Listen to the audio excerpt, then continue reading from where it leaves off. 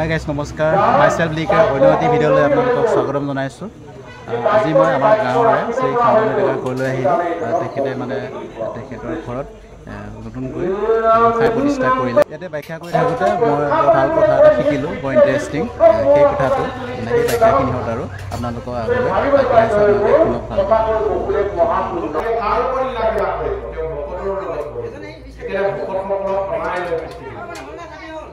এতিয়া আমাৰ লগত ইলাকা কৰি থকা নাই জানো, আমি সমস্তবিলাক ভকত হয় জানো, হয় হ'বই লাগিব।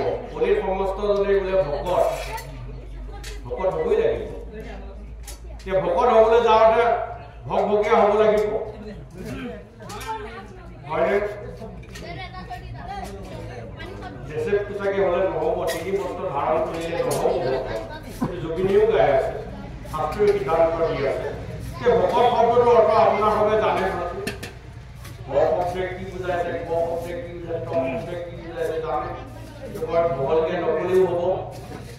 গতিকে আমি ভকভককে আহি কটককে খাই যদি টংটংকে গুচি যাওঁ, তেতিয়াহ'লে কাম নিদিব আমাৰ, হয়নে? ভৱ বিমোচন ভজন ভক্তি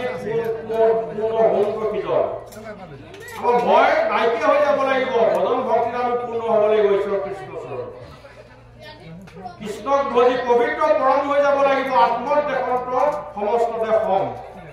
কৃষ্ণক ভজি আমি দেহ পবিত্ৰ কৰিব লাগিব, আত্মা পবিত্ৰ কৰিব লাগিব, আৰু সমস্ত জনকে আমি আত্মসম জ্ঞান কৰিব লাগিব। শব্দই আমি তৰণৰ উপায় কৰণ আশ্ৰয় গ্ৰহণ কৰিব লাগিব, আৰু হৃদয় কৰ্মৰ দৰে কৃষ্ণৰ চৰণ আমি হৃদয় কৰ্মৰ কৰিব লাগিব। কৃষ্ণ